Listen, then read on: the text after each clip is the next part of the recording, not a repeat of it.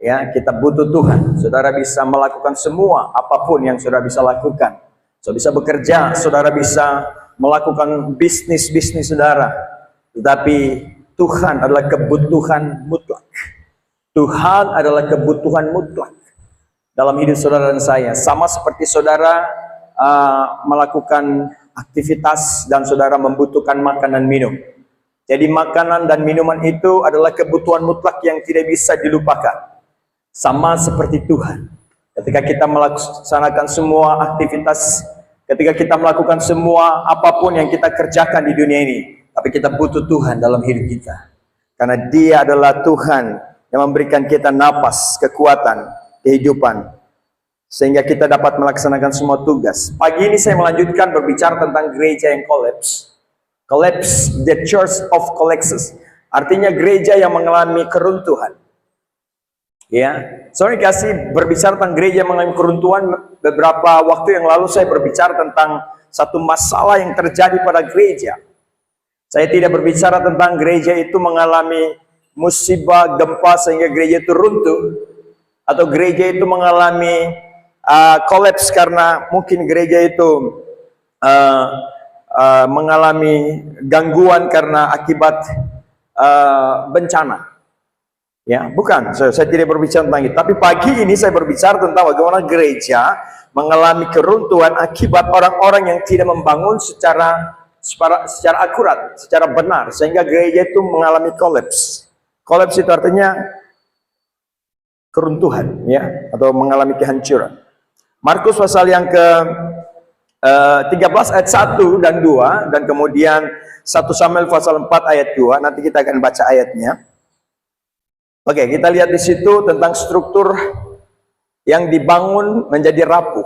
Perhatikan ini, ada jenis bahan dasar dari struktur yang kolaps. Ini yang dikatakan oleh firman bahwa ada beberapa jenis gereja atau bangunan yang dibangun tidak tepat sehingga itu mengalami gangguan. Karena mereka sudah tidak percaya lagi kepada pemegang otoritas di dalam gereja. Mereka sudah tidak percaya lagi kepada pemimpin-pemimpin rohani. Bahkan mereka bisa saja menyerang gembala, mereka bisa menyerang tokoh-tokoh gereja. Mereka bisa menyerang pemimpin. Nah, ini yang akan berbahaya karena kita tidak membangun secara akurat. Kenapa ini terjadi? Saudara perhatikan ada jenis-jenis bahan dasar atau struktur yang kolaps. Ini yang dibangun salah. Kebanyakan orang Kristen. Perhatikan dalam kitab Matius pasal 7 ayat 26. Tetapi setiap orang yang mendengar perkataanku ini dan tidak melakukannya, ia sama dengan orang yang bodoh yang mendirikan rumahnya di atas pasir. Kemudian turunlah hujan dan datanglah banjir, lalu angin melanda rumah itu sehingga rubuhlah, ya, rumah itu dan hebatlah kerusakannya. Nah, saudara yang kasih, ada jenis-jenis bangunan yang Tuhan kasih tahu, ya, di dalam Alkitab bahwa ini bahan-bahan yang rapuh dalam membangun suatu rumah rohani. Yang pertama ada bahan dasar dari besi, ada bahan dasar dari batu permata, ada bahan dasar dari pasir, kayu, tanah, dan rumput kering serta jerami. Alkitab sangat jelas berkata tentang bahan-bahan dasar ini. Ini sangat rapuh, ini sangat lemah. Jadi kekristenan kita harus kita bangun secara baik supaya kita tidak membangun di atas jerami, kita tidak membangun di atas rumput kering. Sebab rumput kering dan jerami serta kayu itu sangat rapuh ketika panas, musim panas datang dan kemudian terjadi kebakaran, maka cepat sekali rumput kering dan jerami, kayu ini akan langsung hangus, terbakar dan tidak ada sisa. Kemudian bahan dasar dari tanah ini, ya, struktur yang tidak kuat karena tidak bisa dipakai untuk membangun suatu tembok struktur bangunan. Karena itu pasti akan mengalami keruntuhan atau kolaps. Ya, inilah jenis bahan dasar membuat rumah rohani kita bisa hancur. Nanti saya akan kasih tahu maksud dan arti daripada jenis bahan-bahan material ini. Oke, kita perhatikan selanjutnya di sana. Saudara perhatikan di situ keruntuhan gereja atau runtuhnya gereja. Karena ada jenis gereja yang tidak memiliki supply atau persediaan yang baik dalam rumah rohani. Minggu kemarin saya sudah bicara. Karena mereka tidak mengutamakan lebih kepada penyerahan diri secara total, lebih melakukan seremoni-seremoni gereja, sehingga gereja itu terdampak akan lemah karena di dalamnya ada program-program yang tidak akurat, sehingga itu dibawa masuk ke dalam gereja, dan gereja itu menjadi duniawi karena semua dikristenisasikan. Semua yang mereka lihat di dunia mereka bawa masuk dalam gereja. Gereja terkontaminasi dengan semua yang tidak akurat. Ini kan sangat berbahaya sekali. Ini sangat berbahaya. Jadi kita tidak bisa mengambil apa yang ada di dunia ini dan kita membawanya ke gereja dan kita membuat menjadi pola dan program untuk dilakukan dalam gereja itu. Dan itu sangat berbahaya. Oke? Karena firman Tuhan, Alkitab itu adalah formula, metode yang harus digunakan untuk dipakai menjadi dasar. Sehingga semua yang dibangun oleh gereja itu semua berdasar dari dalam Alkitab. Jadi kalau kita baca Alkitab, kita merenungkan itu yang kita pakai bangun untuk menjadi fondasi rumah tangga kita. Kita membangun fondasi dari pelayanan kita membangun fondasi dari seluruh hidup kita secara pribadi. Karena itu yang menjadi struktur utama supaya gereja, supaya segala sesuatu tidak kolaps, tidak hancur. Ini yang terjadi. Ada gereja-gereja yang saking ketakutan, akhirnya pos satpam dipasang bisa jadi 3 pos satpam, 1 di belakang, 1 di depan, bisa jadi 4, 1 di kiri, 1 di kanan. Jaga begitu ketat sekali. Saya bicara kemarin tentang gereja kapital. Gereja kapital adalah gereja yang mewah, gereja yang besar, gereja yang jenis struktur bangunan materialnya dari bahan-bahan yang mahal. Alkitab bicara sangat jelas tadi, dia katakan di situ, saya ulas balik dulu sedikit. Bagaimana di situ ada batu permata. Batu permata ini berbicara tentang bangunan yang megah. Tuhan katakan, kau lihat akan ada satu waktu di mana tidak ada satu batu pun yang akan dibiarkan tersusun di atas batu yang lain, tapi semuanya akan diruntuhkan. Markus pasal 13 ayat 1, ketika Yesus keluar dari bait Allah, seorang murid berkata kepadanya, Guru, lihatlah betapa kokohnya batu-batu itu dan betapa megahnya gedung-gedung itu. Lalu Yesus berkata kepadanya, kau lihat gedung-gedung yang hebat ini, tidak satu pun dibiarkan terletak di atas batu yang lain, semuanya akan collapse. Semuanya akan diruntuhkan. Kenapa? Karena gereja membangun tidak akurat. Tidak ada doa yang lebih banyak menyerah, doa semalaman, tidak ada doa puasa, tidak ada pujian penyembahan. Yang kau harus lakukan adalah menyerah, kumpul jemaatmu, duduk di kaki Tuhan, doa semalam sampai pagi, menangis di bawah kaki Tuhan, meratap atas negeri ini. Ini yang paling terpenting. Kita ini adalah orang-orang yang melakukan sesuatu dalam dimensi roh. Cukup saya bicara di alat ini, maka suara saya akan keluar di sana. Saya tidak pergi dekat di alat itu. Saya tidak perlu dekat pada mobil. Saya cukup tekan satu tombol dan pintu itu akan terbuka. Karena ada perintah dalam frekuensi. Kita cukup di dalam gereja dan kita berdoa untuk pemerintah, maka terjadi perubahan di sana. Ada perintah secara roh. Kita perintah orang sakit sembuh, maka sembuh. Orang lumpuh yang dimasukkan dalam gereja hari Minggu pagi, mereka datang ke gereja di sini dengan kursi roda lengkap. Dan kemudian saya berpikir kalau penyakit batuk, malaria is okay. Tapi ini penyakitnya suruh harus bangkit berdiri dari sakitnya. Secara manusia kita pikir bisa enggak ya? Tapi dengar baik-baik. Tugas kita adalah berdoa dan memerintah. Tugas Tuhan yang menyembuhkan orang itu. Jadi saat waktu dia datang ke gereja, Tuhan bilang turun dan perintah sesuai dengan apa yang kukatakan kepadamu, maka anak itu akan berjalan. Dan kemudian saya mendekati dia, saya tumpang tangan dan saya perintah dalam nama Yesus hari ini sembuh. bangkit, berjalanlah. Kemudian anak itu mulai merangkak berdiri karena dia tidak mampu karena kursi roda sudah mengikat dia terlalu lama di situ. Akhirnya saya berbicara kepada beberapa majelis, pegang dia kiri kanan, angkat perlahan-lahan, jalan ke arah sana. Waktu balik ke arah balik kembali, saya perintah lepas. Dan kemudian dia jalan perlahan-lahan, kakinya masih tidak bisa menyentuh tanah. Kemudian perlahan-lahan saya katakan, turunkan kakimu dan injak ke tanah. Pastikan bahwa Yesus menyembuhkan engkau waktu engkau injakkan kakimu, telapak kakimu di dasar lantai itu. Kemudian dia jalan sekali ke sana, waktu dia berputar di tengah-tengah saya katakan lepas. Pada waktu mereka lepas kiri dan kanan tangannya dan dia berjalan dan disembuhkan Tuhan pagi itu. Kita perintah saja dalam roh, maka terjadi perubahan. Daniel ada seorang hamba Tuhan yang duduk di ruang khusus di atas loteng Yerusalem. Alkitab berkata dia sedang ada di loteng, di lantai di mana di atas, sama seperti murid-murid ada di loteng Yerusalem. Mereka menyembah, mereka menunggu kehadiran Roh Kudus untuk melawat Yerusalem. Sama seperti Daniel, Sadrak, Mesak, Abednego di Babilonia. Pada saat Daniel bekerja sebagai pegawai di istana itu, tapi tatkala dia memiliki waktu, dia memiliki ruang di mana dia 3 kali sehari menghadap Tuhan, dia menyembah, dia berdoa, dia menangis untuk bangsanya, dia menangis untuk Babilonia, dia menangis untuk pemerintah yang ada di sana.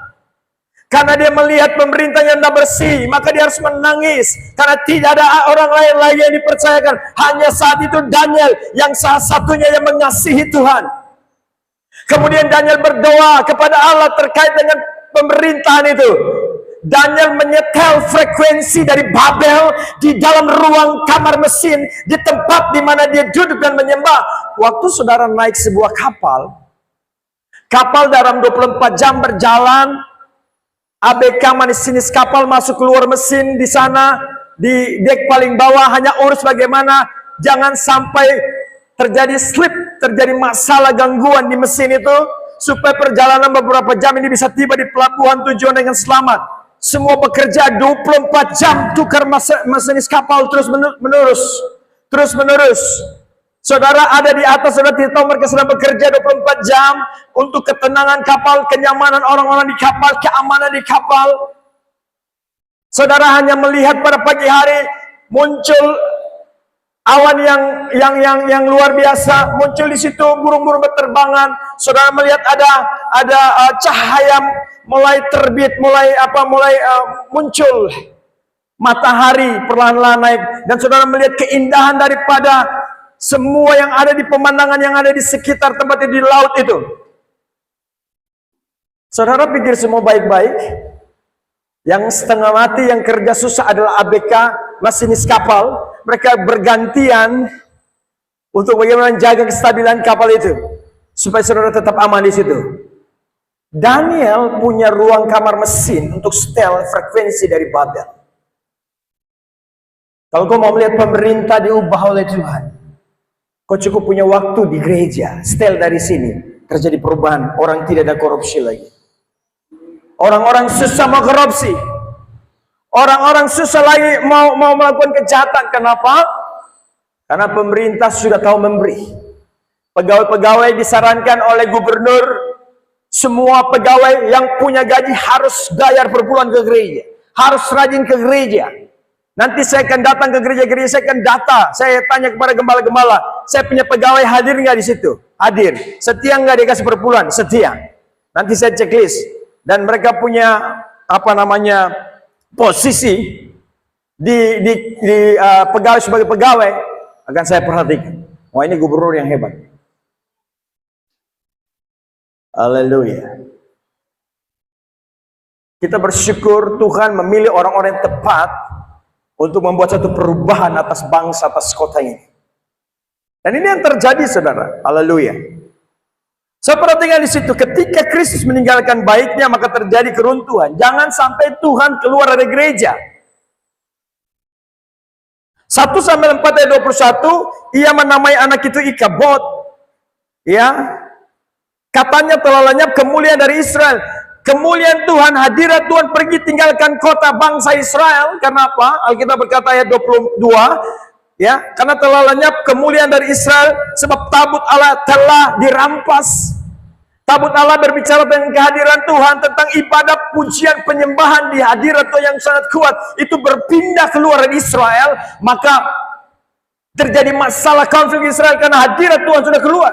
Kalau hadirat Tuhan keluar dari gereja, maka gereja pasti akan ada kegersangan, ada dehidrasi secara rohani, orang akan memiliki kekeringan secara rohani, orang akan sulit untuk menikmati hadirat Tuhan, karena hadirat Tuhan sudah tidak ada dalam gereja itu.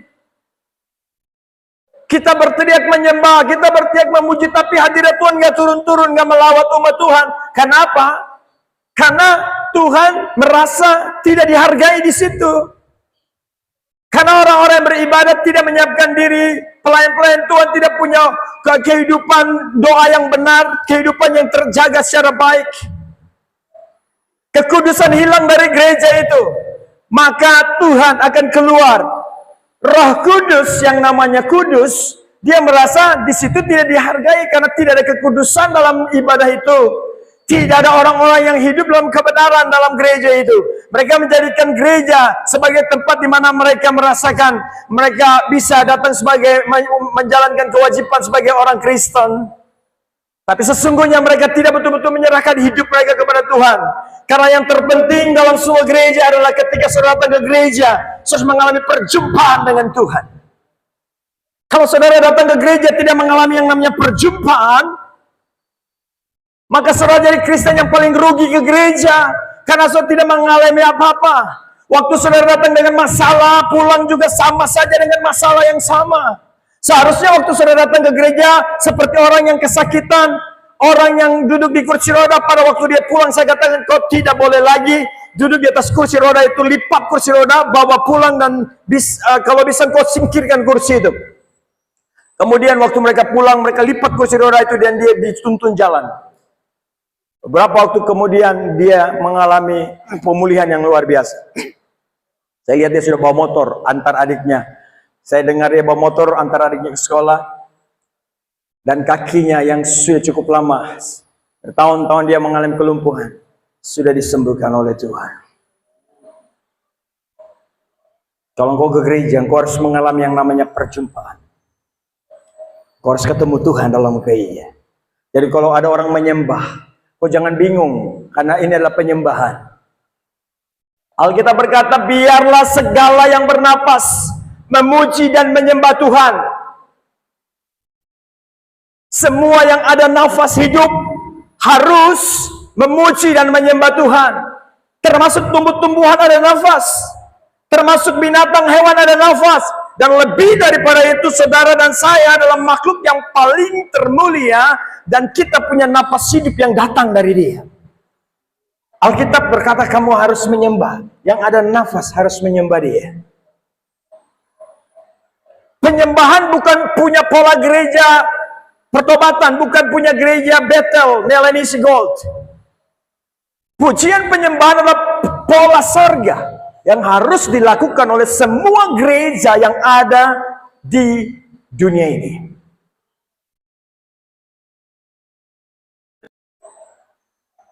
Karena itu waktu kita menyembah, kau harus mengalami perjumpaan, tutup mata dan rasakan hadirat Tuhan. Ketika kau menikmati pujian penyembahan, lagu-lagu itu menyentuh hatimu, dan kau merasakan lawatan Tuhan dan Tuhan hadir, dan kau mulai tiba-tiba mengeluarkan air mata karena kau merasakan dijamah oleh Tuhan.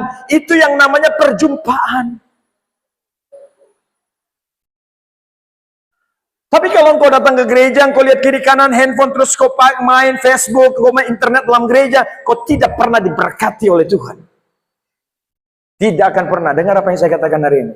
Kau akan mengalami kesia-siaan dalam hidupmu, karirmu, posisimu, studimu. Dengar apa yang saya katakan. Di dalam gereja, itu bukan tempat untuk main handphone. Kau main-main di rumah sana, nggak boleh main di gereja. Internet nggak boleh dipakai dalam gereja. Untuk hal-hal yang situs-situs yang duniawi, nggak boleh. Apalagi duduk khotbah di sini, Facebook jalan, WA jalan. Engkau orang paling celak dalam gereja ini. Karena itu saudara yang kasih, paling terpenting gereja kolaps karena tadi itu. Internet, gereja kolaps di situ. Gereja mengalami masalah karena itu tadi. Gereja-gereja megah. Ada gereja yang megah yang luar biasa, yang terbuat dari batu permata. Orang membangun dengan saya punya gereja tidak bisa disaingi gereja saya megah. Ada kesombongan rohani, ada kesombongan. Dianggap gereja yang lebih megah di kota ini lebih daripada gereja yang lain. Semua harus hargai dia. No. Bukan masalah besar gerejamu. Bukan masalah gagah hebat. Tapi seberapa sehat orang-orang yang beribadah di dalamnya. Seberapa sehat rohani orang-orang jemaat yang ikut dalam gereja itu. Kalau gereja pulang masih mabuk, itu bukan gereja yang sehat.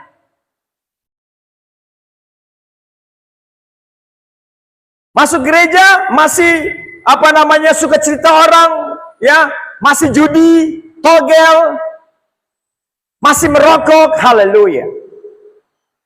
Stop. Haleluya. Ini berbahaya. Perkara yang kecil dapat merusak sesuatu yang besar. Seseorang hampir mati dan saya berdoa di Tembagapura waktu itu, jantungnya ini udah lubang karena dia merokok. Dia makan pinang lapis dengan dia punya kapur pinang itu banyak sekali yang sudah masuk dengan siri semua, dan itu bercampur. Dan kemudian itu bertahun-tahun dikonsumsi, dan itu membunuh, menjadi pisau yang membunuh dirinya sendiri. Bukan orang lain yang membunuh dia. Dia membunuh dirinya sendiri tanpa dia sadari. Dan Alkitab berkata pembunuh tidak punya bagian dalam kerajaan Allah. Sudah sakit tinggal satu-satu nafas. Mereka bilang cari Pak Pendeta. Kalau ada pendeta di kota ini tolong panggil. Waktu itu mereka tahu saya pas ada di situ, saya dipanggil, dan waktu saya berdoa saya cuma bilang begini, Tuhan aku minta anugerah Tuhan. Minta kesempatan buat orang ini. Waktu kami sementara berdoa, saya melihat seperti ada kematian sudah tinggal mau jemput dia dalam hitungan detik. Kami sementara nyanyikan pujian Allah kuasa melakukan segala perkara, Allah ku maha kuasa. Hadirat Tuhan mulai penuhi ruangan ini. Saya melihat dalam alam roh. Ada satu terowongan kecil yang lari dari tempat yang sangat jauh. Dan itu terhubung kepada jantungnya. Saya melihat ada darah kotor. Seperti ada bayangan darah kotor yang cepat mau ambilnya. Saya langsung hentikan. Saya bilang hentikan lagu ini. Dan kami usir semua. Aku perintah roh maut, pergi dalam nama Yesus. Satu waktu saya perintah dan hilang tiba-tiba. Dan kemudian saya melihat anak itu mulai terjadi pemulihan. Dia mulai bergerak. Dia mulai sembuh. Tuhan lawat dia. Sampai hari ini dia sudah disembuhkan. Dokter sampai heran. Dia disembuhkan. Tuhan memberikan kesembuhan. Kalau kau mau, Tuhan pulihkan hidupmu. Ketika Tuhan keluar dari gereja, kalau Tuhan pergi keluar, tinggalkan gereja, maka terjadi masalah. Kristus meninggalkan rumahnya, itu karena ada konsep gereja yang diatur secara manusiawi, program-program yang dari luar dibawa masuk. Pasang alarm kebakaran dalam gereja, supaya kalau gereja terbakar ada dia punya, untuk pemadam kebakaran, dipasang di kiri kanan gereja. Ada pos satpam 1, 2, 3, 4. Kalau ada undangan masuk, lapor dulu. Itu kalau kantor, kalau gereja, nggak boleh kayak gitu. Ya, pos bisa 1, tapi jangan kasih banyak. Kemudian sudah pos 1, kemudian ada pendeta yang datang dari kampung, kemudian dia mau datang ketemu gembala di situ untuk bisa menopang dia pelayanan bantuan gereja. Dia bilang, Bapak sudah bikin laporan, sudah buat janji atau belum sama saya punya gembala? Kayak pemerintah, kayak model pemerintah. Ini yang terjadi. Sudah bikin janji atau belum? Belum. Aduh, tidak bisa. Karena ini sudah banyak ini. Gereja mulai kehilangan roti yang baik atau makanan atau supply. Kehilangan persediaan makanan segar. Ya, inilah pertumbuhan. Ini bukan bunga yang segar. Ini adalah bunga yang sudah mati. Ini adalah pertumbuhan yang sudah rusak. Tidak ada pertumbuhan yang benar dalam gereja itu. Nutrisi rohani sudah tidak ada. Firman sudah tidak lagi segar disampaikan. Gereja tidak menyampaikan rahasia. Gereja tidak berdoa yang benar. Gitu. Kalau engkau mau berdoa, doa profetik, aku berdoa di dalam nama Yesus, dalam beberapa hari engkau akan melihat terobosan terjadi dalam hidupmu, pintu-pintu terbuka, jalan-jalan terbuka, engkau akan melihat hidupmu diberkati, engkau akan melihat sesuatu terjadi, engkau akan berhasil dalam nama Yesus. Terima. Nah, itu doa yang benar. Itu doa profetik.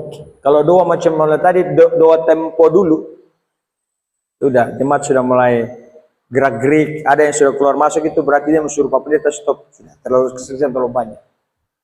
Kalau engkau ada di sistem itu, engkau akan kolaps. Pertumbuhan tidak sehat, tidak ada perkembangan, gereja mandul, ya, pertumbuhan tidak datang, ya, ada pertumbuhan yang tidak datang dari Tuhan. Saya baca Mazmur ya 92. Apabila orang fasik bertunas seperti tumbuh-tumbuhan dan orang-orang yang melakukan kejahatan berkembang, ialah supaya mereka dipunahkan untuk selama-lamanya. Jadi orang berpikir ada perkembangan di gereja, oh orang cukup banyak, pertumbuhan, gereja pesat. Tapi dengar baik-baik, jangan sampai pertumbuhan itu enggak sehat. Jangan sampai pertumbuhan itu tidak segar, tidak sehat. Ada orang bisnis ibadah di situ, semua diajak semua pembisnis yang ada di kota ini datang beribadah sama-sama, penuhi gereja, akhirnya gereja itu gereja bisnis. Akhirnya pendeta waktu khotbah dia pikir-pikir, ini kalau dia khotbah dosa terlalu banyak dia singgung, berarti perpuluhan kurang. Berarti persembahan nanti orang-orang kaya tidak kasih lagi. Jadi dia rem-rem, jangan bicara dosa, jangan bicara tentang perselingkuhan, jangan bicara tentang dosa-dosa ini, jangan. Akhirnya pendeta dalam hidupnya dia tertekan, tidak ada wahyu yang keluar, rahasia-rahasia dihentikan, firman-firman yang harusnya Tuhan bicara untuk jemaat dia tidak kasih tahu, karena dia takut nanti dia tidak bisa makan karena tidak ada persembahan yang diberikan dengan baik. No, sampai hari ini yang pelihara saya adalah Tuhan. Sampai hari ini yang kasih makan saya adalah Tuhan. Alkitab berkata burung-burung di udara, mereka tidak menanam, tidak menuai, tapi yang memberi makan adalah Bapa di sorga. Demikianlah kamu lebih daripada mereka. Kamu adalah makhluk yang mulia, Tuhan akan pelihara hidup. Tidak dapat teraktivasi dalam roh secara maksimal. Jadi dimensi rohani ini mulai tidak berfungsi dengan baik. Orang sudah tidak punya lagi karunia-karunia dalam gereja itu. Ya, biasanya orang punya karunia penglihatan, karunia kesembuhan, itu hilang semuanya. Beberapa tahun yang lalu itu dahsyat kekuatan itu. Saya bersama dengan istri di Jayapura, kami berdoa rumah sakit orang disembuhkan begitu saja. Tuhan lawat, Tuhan sembuhkan. Saya pikir karunia itu sudah hilang, karena sudah cukup lama, berapa puluh tahun yang lalu. Tapi ternyata karunia itu enggak hilang, saudara. Ketika ada orang yang sakit, kita perintah sembuh. Kita doa orang yang tidak punya pekerjaan dapat pekerjaan. Kita berdoa mujizat Tuhan terjadi.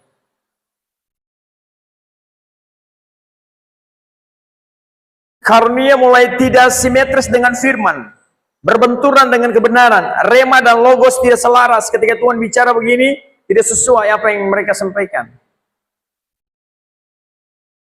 Karunia-karunia bisa Yesaya pasal 32 ayat 17, di mana ada kebenaran, di situ akan tumbuh damai sejahtera, dan akibat kebenaran ialah ketenangan, ketentraman untuk selama-lamanya. Oke, ini adalah relevan. Ini berkaitan karena apa? Ketika kebenaran datang, pasti orang akan damai sejahtera.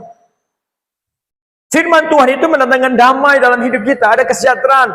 Orang bisa berkarunia roh hebat luar biasa, tetapi ketika dia berbicara sesuatu orang tidak rasa damai sejahtera, berarti bisa dipertanyakan, mungkin saja tidak datang dari Tuhan. Mungkin dia bukan bernubuat, tapi dia buat-buat.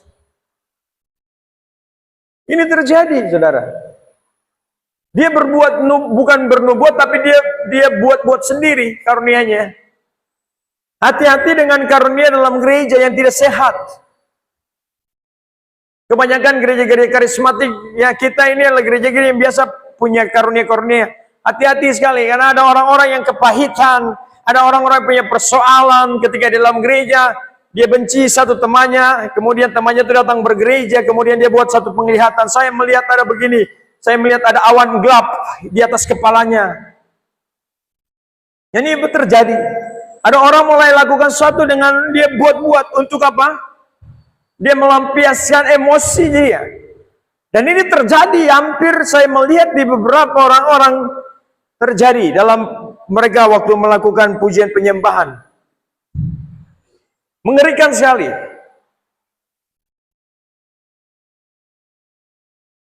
Ada karunia yang terlalu overacting, ya. Nubuat dihasilkan dari diri sendiri. 2 Petrus 1 ayat 21 dia katakan bahwa sebab tidak pernah nubuat dihasilkan oleh kehendak manusia.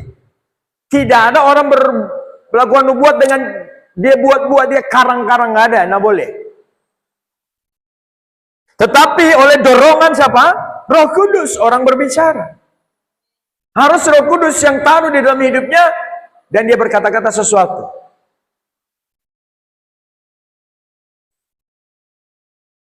Gereja menjadi panggung hiburan di sana. Gereja menjadi panggung hiburan. Lebih menonjol dari yang lain. Buat sensasi. Buat pertunjukan. Kebolehan. Dia nyanyi, dia kayak artis begitu. Jadi kelihatan dia buat-buat. Hati-hati dengan model-model seperti ini. Gereja-gereja yang model. Kesaksian diri sendiri dan bukan kesaksian Tuhan. Jadi kalau dia bersaksi tidak ada Tuhan di dalamnya. Saksi. Kok bersaksi itu kami bersyukur karena beberapa waktu lamanya saya mengalami sakit yang luar biasa. Tapi saya melihat bagaimana Tuhan mulai menyembuhkan saya secara mujizat. Saya melihat bagaimana pertolongan Tuhan lewat doa dari jemaat, doa dari hamba-hamba Tuhan. Nah itu berkesaksian.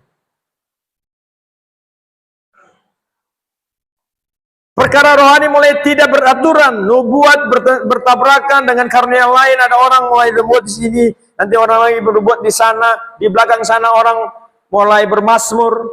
Jadi waktu kita mau dengar yang mana? Biasanya kalau kita di gereja pertobatan nih, biasa kalau sudah penyembahan sudah kuat, biasanya Tuhan bicara ke ada orang-orang yang dipakai Tuhan. Tuhan bicara begini, begini, begini. Nanti ada satu lagi di sana.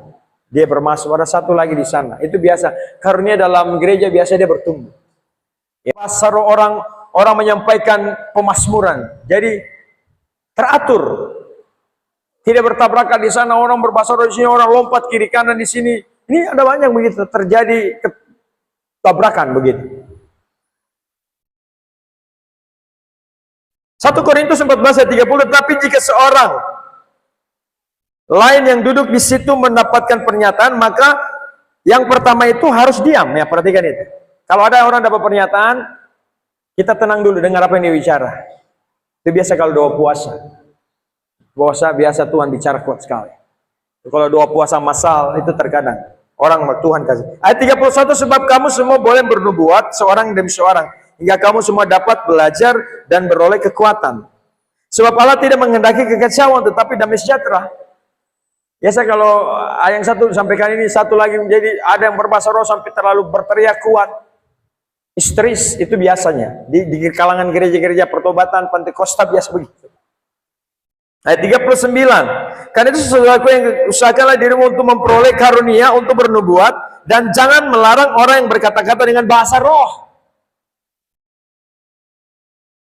Ayat 40, tetapi segala sesuatu harus berlangsung dengan sopan dan teratur.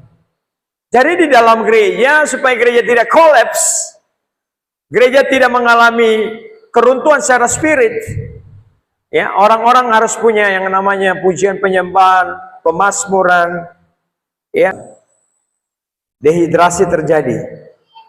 Terjadi dehidrasi secara spiritual. Terjadi kekeringan rohani yang mengakibatkan tidak terjadi pertumbuhan rohani atau mandul. Yohanes pasal 7 ayat 37, dan pada hari terakhir, yaitu pada puncak perayaan itu, Yesus berdiri dan berseru, barang siapa haus, baiklah datang kepadaku dan minum. Jadi kita tidak mengalami kekeringan, kita tidak mengalami kehabisan air secara spiritual. Firman Tuhan itu adalah air yang menyegarkan roh, jiwa, dan tubuh kita. Yohanes 4 ayat 13, jawab Yesus kepadanya, barang siapa minum air ini, ia tidak akan haus lagi, tetapi barang siapa minum air yang akan kuberikan, saya baca sekali lagi, jawab Yesus, barang siapa minum air ini, ia akan haus lagi. Ayat 14, tetapi barang siapa minum air yang akan kuberikan kepadanya, ia tidak akan haus untuk selama-lamanya. Dia tidak akan mengalami dehidrasi secara rohani, dia mengalami pertumbuhan secara rohani. Dalam 1 bulan dia sudah mulai ikut serta di dalam gereja itu. 2-3 bulan ke depan dia sudah bisa berdoa. Ya, 1 tahun dia sudah mulai bisa melayani. Karunia mulai bertumbuh. Ya, Tuhan akan cari orang yang tepat untuk membangun secara roh. Nah, ini terjadi. 1 Korintus 1 ayat 12, yang kumaksud ialah bahwa kamu masing-masing berkata, aku dari golongan Paulus, aku dari golongan Apolos, aku dari golongan Kefas, aku dari golongan Kristus. 2 Petrus 2 ayat 20, sebab itu mereka oleh pengenalan mereka akan Tuhan dan Juru Selamat kita Yesus Kristus telah melepaskan diri dari kecemaran-kecemaran dunia ini, terlibat lagi di dalamnya, maka akhirnya keadaan mereka lebih buruk daripada yang semula. Ada kecemaran-kecemaran kotoran, ada kehidupan yang tidak bersih. Ada percampuran. Yudas pasal 1 ayat 23, selamatkanlah mereka dengan jalan merampas mereka dari api, tetapi tunjukkanlah belas kasihan yang disertai ketakutan kepada orang-orang lain juga, dan bencilah pakaian mereka yang dicemari oleh keinginan dosa. Ada kotoran, mereka ibadah, tetapi mereka masih ada menyimpan dendam, kepahitan, kebencian. Gereja menjadi tempat sampah, kotor. Dengar baik-baik, gereja yang dibangun seperti ini pasti akan kolaps. Tidak akan lama akan hancur. Wahyu pasal 3:4, tetapi di Sardis ada beberapa orang yang tidak mencemarkan pakaiannya. Mereka akan berjalan dengan aku dalam pakaian putih, karena mereka adalah layak untuk kita. Jadi ada orang-orang yang menjaga hidupnya benar. Dia setiap saat kalau dia punya kesalahan, dia datang doa puasa, dia menangis, Tuhan ampuni, dan Tuhan bersihkan dia kembali. Dan dia menjaga hidupnya, terus berjalan dengan Tuhan. Pasti ada kekurangan, pasti ada kelemahan, tapi engkau harus menyerah supaya Tuhan memulihkan hidupmu. Engkau harus memberikan hidupmu secara total, supaya Tuhan membersihkan hidup kita. Ini yang paling terpenting. Bangkit berdiri semuanya, saya berdoa buat saudara.